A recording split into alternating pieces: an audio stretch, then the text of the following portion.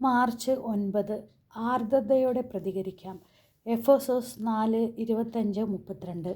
അതിനാൽ വ്യാജം വെടിഞ്ഞ് എല്ലാവരും തങ്ങളുടെ അയൽക്കാരോട് സത്യം സംസാരിക്കണം. കാരണം നാം ഒരേ ശരീരത്തിൻ്റെ അവയവങ്ങളാണ്. കോപിക്കാം, എന്നാൽ പാപം ചെയ്യരുത്.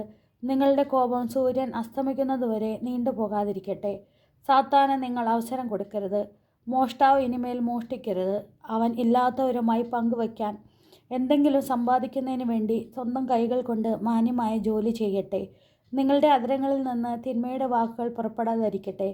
കേൾവിക്കാർക്ക് ആത്മീയ ചൈതന്യം പ്രദാനം ചെയ്യുന്നതിനായി അവരുടെ ഉന്നതിക്ക് ഉതകും വിധം നല്ല കാര്യങ്ങൾ സന്ദർഭമനുസരിച്ച് സംസാരിക്കുവിൻ. രക്ഷയുടെ ദിനത്തിന് വേണ്ടി നിങ്ങളെ മുദ്രിതരാക്കിയ ദൈവത്തിൻ്റെ പരിശുദ്ധാത്മാവിനെ വേദനിപ്പിക്കരുത്. സകല വിദ്വേഷവും, ശോഭവും, ക്രോധവും, അട്ടഹാസവും, ദൂഷണവും എല്ലാ തിന്മകളോടും കൂടെ നിങ്ങൾ ഉപേക്ഷിക്കുവിൻ.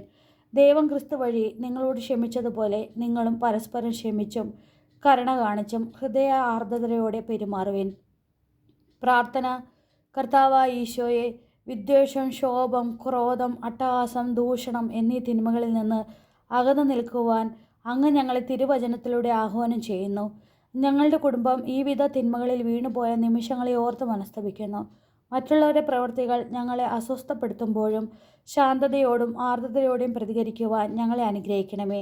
ഒരിക്കലും ഞങ്ങളുടെ കുടുംബത്തിൽ കോപം സൂര്യാസ്തമയം വരെ നീണ്ടുപോകാതിരിക്കട്ടെ. മറ്റുള്ളവർക്ക് ചൈതന്യം പ്രദാനം ചെയ്യാൻ ഉതകുന്ന വിധത്തിൽ നന്മ സംസാരിക്കുവാൻ ഞങ്ങളെ അനുഗ്രഹിക്കണമേ. സുഹൃത ജപം. ഈശോയെ, ഞങ്ങളെ ആത്മീയ ചൈതന്യത്തിൻ്റെ അരുവിയാക്കണമേ. ഈശോയെ, ഞങ്ങളെ ആത്മീയ ചൈതന്യത്തിൻ്റെ അരുവിയാക്കണമേ. ഈശോയെ, ഞങ്ങളെ ആത്മീയ ചൈതന്യത്തിൻ്റെ അരുവിയാക്കണമേ. നമ്മുടെ കർത്താവായ മിശിഹായ്ക്ക് സ്തുതി.